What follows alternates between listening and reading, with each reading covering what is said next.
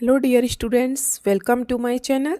आप सभी को राधे राधे, जय श्री कृष्णा। बेटा, आज आपकी 8th ग्रेड अभ्यास पुस्तिका विज्ञान कक्षा 7 की क्लास होने वाली है, क्लास नंबर 20। इसमें भी आपका पाठ 10 रहेगा, विद्युत धारा और इसके प्रभाव। इसमें आज हम अपना पार्ट 2 करेंगे। इसमें आज मैं आपको लघु और दीर्घ प्रश्नों को कराऊंगी। यह आपकी नई किताब है 2025-26 की, और किताब तो आप पढ़ ही चुके होंगे जब आपने पार्ट 1 देख लिया है। तो चलिए हम फटाफट से लघु प्रश्नों की तरफ चलते हैं। प्रश्न 7। बूझो ने एक लोहे की कील पर तार के 50 फेरे लपेटकर एक विद्युत चुंबक बनाया। पहेली ने एक ऐसे ही लोहे की कील पर तार के 100 फेरे लपेटकर विद्युत चुंबक बनाया। तो बताइए कि कौन सा विद्युत चुंबक लोहे की अधिक पिनों को आकर्षित करेगा। अब बेटा एक बात बताइए, लोहे की कील है, एक ये रही, एक इधर रही। ये बूझो की कील है और ये पहेली की कील है। बूझो ने इस पे 50 बार तार लपेटा और पहेली ने इस पे 100 बार तार लपेटा, मतलब पहेली का ज़्यादा हुआ। और जिसके पे ज़्यादा तार लपेटा हुआ है, लोहे की पिन उसी पे ज़्यादा जाएंगी। तो सिंपल सी बात है, ठीक है। तो किसकी उस पे ज़्यादा पिनों को आकर्षित करेगा, विद्युत चुंबक को किसकी पिनों को ज़्यादा आकर्षित करेगा? जिसने पहेली पे तार लपेटा है। क्यों? क्योंकि उसके फेरे ज़्यादा हैं, दुगने हैं, बिल्कुल उसने दुगना तार लपेटा है, तो उसकी पे ज़्यादा आएंगे। ठीक है, तो बस मैंने भी इसमें यही लिखा है, पहेली का विद्युत चुंबक लोहे की अधिक पिनों को आकर्षित करेगा, क्योंकि पहेली के चुंबक में बूझो के चुंबक की तुलना में दुगने फेरे हैं, इसलिए यह अधिक मजबूत होगा। और जो अधिक मजबूत है उसमें ज़्यादा लोहे के चुंबक चिपकेंगे। ठीक है, चलिए अगला प्रश्न देखते हैं। प्रश्न 8। पहेली अपने घर में साधारण विद्युत बल्ब का उपयोग करती है और बूझो अपने घर में एलईडी बल्ब का उपयोग करता है। तो बताइए किसका बिल कम होगा। तो बेटा पहले बल्ब आते थे, वो जो पीले पीले से जलते थे, लेकिन आजकल एलईडी बल्ब चल गए हैं। देखा होगा आपने, जो सफ़ेद सफ़ेद से जलते हैं, आजकल हर घर में वही लगे हैं। तो जो एलईडी बल्ब है ना, वो उनका कम बिल आता है। क्यों? क्योंकि उनमें अधिक ऊर्जा होती है। ठीक है, तो हमें सिर्फ यही बताना है, बूझो का बिजली बिल कम रहेगा क्योंकि एलईडी बल्ब साधारण बल्बों की तुलना में बहुत कम बिजली की खपत करते हैं। एलईडी बल्ब अधिक ऊर्जा कुशल होते हैं। ठीक है, हो गए दोनों प्रश्न, 7वां और 8वां। आगे चलें, 9वां प्रश्न देखिए। 9वां प्रश्न आपका क्या कह रहा है। पहेली ने 10 सेंटीमीटर लंबाई का तार लिया। पहेली ने कौन सा तार लिया बेटा? 10 सेंटीमीटर, ये वाला। बूझो ने समान सामग्री और समान मोटाई का 5 सेंटीमीटर लंबा तार लिया। ये बूझो का तार है। दोनों को चित्र में दिए गए सर्किट के अनुसार जोड़ा गया। इस तरीके से जोड़ा है। दोनों परिपथ में समान धारा प्रवाहित है, मतलब समान रूप से उसमें करंट आया है, बिजली दौड़ रही है तारों में। लेकिन अब हमें उसके प्रश्नों के उत्तर देने हैं। पहला प्रश्न, क्या उपरोक्त दोनों परिपथ में जोड़े गए तार समान रूप से गर्म होंगे? कारण स्पष्ट कीजिए। तो बेटा नहीं, समान रूप से गर्म कैसे होंगे, जरा मुझे बताओ। ये तो 5 सेंटीमीटर है और ये 10 सेंटीमीटर है, तो 5 वाला जल्दी गर्म हो जाएगा, 10 वाले को टाइम लगेगा। ठीक है, देखिए मैंने लिखा है नहीं, दोनों परिपथ में जोड़े गए तार समान रूप से गर्म नहीं होंगे। क्यों भाई? क्योंकि तार का प्रतिरोध उसकी लंबाई के समान होता है। जो तार का प्रतिरोध है वो उसकी लंबाई के समान होता है, और जिसकी ज़्यादा लंबाई होगी उसे उतना ही टाइम लगेगा। ठीक है, इसलिए परिपथ ए के तार का प्रतिरोध परिपथ बी के तार के प्रतिरोध से अधिक होगा। ठीक है, इसलिए परिपथ ए का तार परिपथ बी के तार की तुलना में अधिक गर्म होगा। ठीक है, दूसरे प्रश्न में इसने उसका उल्टा पूछा है। क्या पूछा है देखिए, यदि दोनों तार की लंबाई तो समान है, मान लो दोनों तारों की लंबाई है 5-5 कर दी, पहले एक की 10 थी एक की 5 थी, लेकिन परिपथ ए के तार की मोटाई परिपथ बी की अपेक्षा अधिक हो। ये कह रहा है जो तार ए है, मान लो ये तार ए है, ये वाला तार बी है, इसकी मोटाई ज़्यादा है, मतलब इसका तार जो है थोड़ा मोटा है, इस प्रकार से मान लो। ठीक है, तो क्या तार दोनों समान रूप से गर्म होंगे? नहीं भाई, जो तार मोटा है उसे गर्म होने में टाइम लगेगा, है ना। तो इसमें भी मैंने वही लिखा है, तार का प्रतिरोध उसकी मोटाई के व्युत्क्रमानुपाती होता है, मतलब उल्टा होता है। इसलिए परिपथ ए के तार का प्रतिरोध परिपथ बी के तार के प्रतिरोध से कम होगा। ठीक है, अतः परिपथ बी का तार परिपथ ए के तार की तुलना में जल्दी गर्म होगा। बी वाला जल्दी गर्म हो जाएगा, क्यों? क्योंकि भाई वो पतला तार है। ठीक है, तो इन दोनों में यही पूछा है आपसे। दोनों प्रश्न हो गए सबके। आगे चलें। अगर किसी को कोई परेशानी होती है तो बेटा आप मुझसे कमेंट बॉक्स में पूछ सकती हैं। ठीक है, अगला चलते हैं प्रश्न 10 पर। खुला परिपथ और बंद परिपथ में अंतर लिखना है। बेटा खुला परिपथ क्या होता है? देखिए, जैसे मान लीजिए ये परिपथ है, मैं बना देती हूँ, ये तो खुला परिपथ हो गया आपका। ठीक है, और बंद परिपथ आपका इस प्रकार से होगा, ये खुला है और ये बंद है। खुले परिपथ में बेटा क्या होगा, जब भी आप जैसे मानो यहाँ कोई बल्ब लगा है तो ये बल्ब नहीं जलेगा। क्यों? क्योंकि वो बंद नहीं, एक दूसरे से कनेक्ट नहीं है, एक दूसरे से जुड़ा नहीं है, तो करंट नहीं दौड़ेगा, करंट टूट गया है से बीच में। ठीक है, और बंद परिपथ में वो जुड़ा हुआ है तो बल्ब जल जाएगा। ठीक है, सिंपल भाषा में ये है। अब मैं आपको बता देती हूँ, खुला परिपथ वह होता है जिसमें विद्युत धारा प्रवाहित नहीं होती। क्यों? क्योंकि वो बीच में से छूटा हुआ है, क्योंकि परिपथ में कहीं रुकावट या टूट होती है। जबकि बंद परिपथ वह होता है जिसमें विद्युत धारा प्रवाहित होती है, क्योंकि परिपथ पूरा और बिना किसी रुकावट के बना होता है।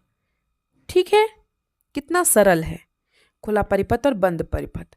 हर चीज को सरलता से सोचने की कोशिश करो। ठीक है, विज्ञान की भाषा में मत समझो, उसको अपनी भाषा में समझो, जैसे मैं आपको समझा रही हूं। आगे चलिए प्रश्न 11 देखिए। विद्युत धारा के तापीय प्रभाव से आप क्या समझते हैं? तापीय प्रभाव क्या होता है बेटा? जब कोई चीज गर्म हो जाती है, जब ताप बढ़ जाता है किसी चीज का, तो वो तापीय प्रभाव होता है। सरल भाषा ये है।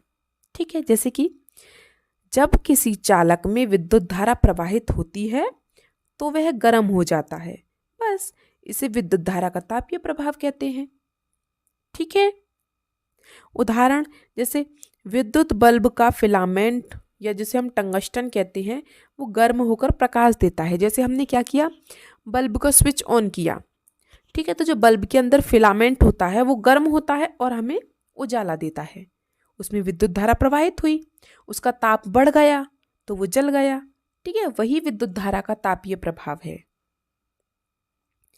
आगे चलिए प्रश्न 12 देखते हैं। अब हमारे आ गए दीर्घ उत्तरीय प्रश्न। विद्युत धारा का चुंबकीय प्रभाव विद्युत घंटी की कार्य प्रणाली में किस प्रकार सहायता करता है? चित्र सहित समझाइए। चित्र आप यहाँ पर ये देख सकते हैं। देखिए, विद्युत घंटी विद्युत धारा के चुंबकीय प्रभाव के सिद्धांत पर कार्य करती है। पहली बात तो विद्युत घंटी विद्युत धारा के चुंबकीय प्रभाव पर कार्य करती है। ठीक है, विद्युत घंटी धातु की बनी होती है जिस पर विद्युत चुंबक की क्रिया द्वारा बार बार एक हथौड़ा प्रहार करता है। ठीक है, जैसे मंदिर का घंटा होता है। ठीक है, आपने उसे बजाया तो वो जो बजा रहे हो जब आप उसको, तो वो टकराता है तभी तो बजाता है, तब उसमें विद्युत प्रवाह होता है, इसलिए बजता है। ठीक है, चुंबक से टकराता है तब बजता है वो। ठीक है, ये सरल भाषा है बिल्कुल।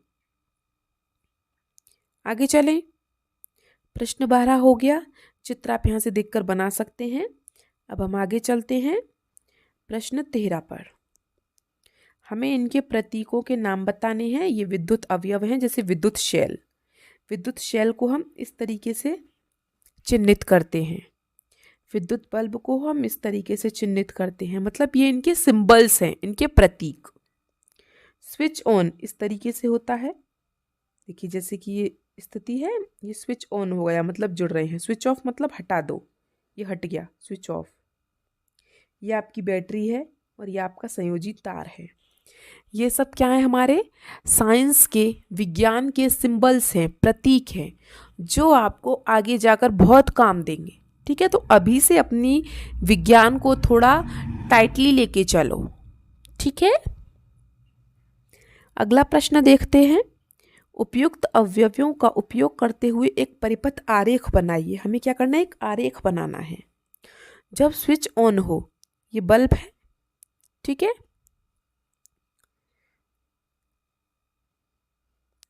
ठीक है, ये बल्ब है, ये विद्युत शेल है। अब स्विच ऑन करना है, मतलब इनके जो ये तार हैं परिपथ के, इन्हें जोड़ दो, और जब स्विच ऑफ हो तब इन तार को हटा दो। बस सिंपल, बना दिया हमने परिपथ आरेख। उसमें क्या है, कितना सरल है ना। बन गया सबका। अब हम चलते हैं प्रश्न 14 पर। विद्युत के उपयोग के समय होने वाली क्षति से बचने के लिए हमें क्या क्या उपाय करने चाहिए। मतलब जो विद्युत के उपकरण हैं उनसे बचने के लिए क्या क्या करना चाहिए आपको।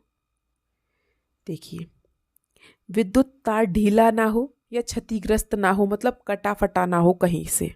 ठीक है, सुरक्षा उपकरण मतलब जैसे फ्यूज, एमसीबी वगैरह हैं, उनका उपयोग करना चाहिए। गीले हाथों से विद्युत उपकरण या स्विच को नहीं छूना चाहिए। ठीक है, विद्युत उपकरण या आउटलेट हैं, उन्हें बच्चों की पहुंच से दूर रखना चाहिए। ठीक है, तो हम इस तरीके से क्षति होने से बचा सकते हैं। अगला प्रश्न है एमसीबी। देखो मैंने यहाँ पे लिखा है एमसीबी।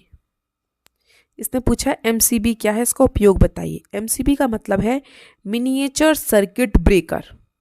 ठीक है, इसका मतलब क्या है बेटा, एमसीबी क्या होता है, जैसे मान लो आपके घर में एकदम से ज़्यादा लाइट आ गई तो सब चीज़ें फूक जाएंगी। जब ज़्यादा लाइट प्रवाहित होगी तो एकदम से फूक जाती हैं ना चीज़ें, तो कैसी होती हैं वो, ज़्यादा लाइट आने की वजह से फूक जाती हैं जब विद्युत धारा बहुत तेज़ी से प्रवाहित होती है। ठीक है, तो एमसीबी ज़्यादातर घरों में इसलिए लगाया जाता है जैसे कि फुल लाइट आ जाए एकदम से ज़्यादा, तो सारी लाइट्स अपने आप बंद हो जाएं, कट हो जाए अपने आप। ठीक है, तो यही एमसीबी का कार्य है। देखिए, एमसीबी एक विद्युत स्विच है जो तब स्वचालित रूप से बंद हो जाता है, मतलब स्वयं बंद हो जाता है जब सर्किट में बहुत अधिक करंट प्रवाहित होता है, जिससे विद्युत उपकरणों और तारों को नुकसान से बचाया जा सके। ठीक है, स्टेबलाइजर का नाम सुना होगा आपने। सबके घरों में ज़्यादातर स्टेबलाइजर लगा होता है। एसी का स्टेबलाइजर अलग होता है, पूरी घर का लाइट का स्टेबलाइजर अलग होता है। जब भी ज़्यादा लाइट आती है तो जो आपका स्टेबलाइजर होता है वो एकदम से अपने आप बंद हो जाता है, जिससे कि और बाकी की चीज़ें फूके ना। ठीक है, ये सरल भाषा थी। आगे चलूं, चलिए अब हमारे 2 प्रोजेक्ट हैं। ये प्रोजेक्ट बेटा वैसे बहुत सरल थे बट फिर भी मैंने करवा दिए हैं। आप अपने दैनिक जीवन में कौन कौन से विद्युत उपकरणों का उपयोग करते हैं, उनके नाम, जैसे बल्ब, पंखा, fridge, cooler, washing machine, mobile charger, ये हम सबके घर में होता है तो हम सब इसका उपयोग करते हैं। ठीक है, अपने घरों में बिजली की बचत के लिए बेटा आप क्या क्या करेंगे, तो जैसे जब कमरे में कोई ना हो तो पंखा है, बल्ब है या कोई अन्य उपकरण है उसे बंद कर दो बेटा। ठीक है, सादा बल्ब की जगह एलईडी बल्ब का उपयोग करें। दिन के समय खिड़कियां खोलकर रोशनी का उपयोग करें, लाइटों को ना जलाएं बिना वजह। ठीक है, टीवी, कंप्यूटर आदि इन जो चार्जर हैं इनके उपकरणों को निकाल कर रखें, प्लग को। अब कुछ लोग सोच रहे होंगे प्लग को निकालने से क्या होगा, प्लग को निकाल के रखना चाहिए। प्लग लगा रहता है, स्विच बंद है, फिर भी उनमें विद्युत धारा प्रवाहित होती है। ठीक है, चलिए प्रोजेक्ट 2 को देख लेते हैं। अपने घर के पास किसी विद्युत उपकरणों की दुकान पर जाइए, निम्न बिजली से संबंधित सामग्री का उपयोग एवं कार्यप्रणाली लिखकर समझाइए। मतलब किसका उपयोग कैसे क्यों होता है, कार्यप्रणाली बतानी है। एमसीबी अभी बताया था। एमसीबी का उपयोग बेटा ओवरलोड या शॉर्ट सर्किट की सुरक्षा के लिए किया जाता है, जो अधिक धारा प्रवाहित होने पर स्वचालित रूप से विद्युत आपूर्ति को बंद कर देता है। एलईडी एलईडी का उपयोग ऊर्जा कुशल प्रकाश व्यवस्था के लिए किया जाता है, जो विद्युत धारा प्रवाहित होने पर प्रकाश उत्सर्जित करने वाले अर्धचालक डायोड के सिद्धांत पर काम करता है। इससे बिजली का बिल भी कम आता है। टेस्टर, आपने देखा होगा पेचकस की तरह होता है एक, ठीक है, उसे हम टेस्टर कहते हैं। उससे करंट का पता लगाया जाता है कि मतलब इस स्विच में करंट आ रहा है कि नहीं आ रहा है, ठीक है। टेस्टर का उपयोग विद्युत धारा की उपस्थिति का पता लगाने के लिए किया जाता है। इसमें एक नियॉन बल्ब और प्रतिरोधक होता है जो फेज तार के संपर्क में आने पर जलता है, ठीक है। उस टेस्टर में क्या होता है बेटा, एक नियॉन बल्ब होता है, जैसे करंट है किसी स्विच में तो उसे उसके संपर्क में जब ये आएगा तो ये जल जाएगा। स्विच, स्विच सबके घरों में होते हैं। स्विच का उपयोग विद्युत उपकरणों को चालू या बंद करने के लिए किया जाता है, जो मैन्युअल रूप से सर्किट को जोड़ता या तोड़ता है, ठीक है, ताकि धारा का प्रभाव नियंत्रित हो सके। हो गए सबके। अगर बेटा किसी भी प्रश्न में आपको परेशानी होती है ना, तो आप मुझसे कमेंट बॉक्स में पूछ सकते हैं। और वीडियो अच्छी लगी हो तो लाइक शेयर सब्सक्राइब ज़रूर करें। जाने से पहले मेरी वीडियो को हाइप ज़रूर कर दें, जिससे ये वीडियो और बच्चों तक भी पहुंच सके जो इस वीडियो को ढूंढ रहे हैं। चलिए मिलते हैं हम आपसे अगली क्लास में, तब तक के लिए आपका दिन शुभ हो। Have a nice day and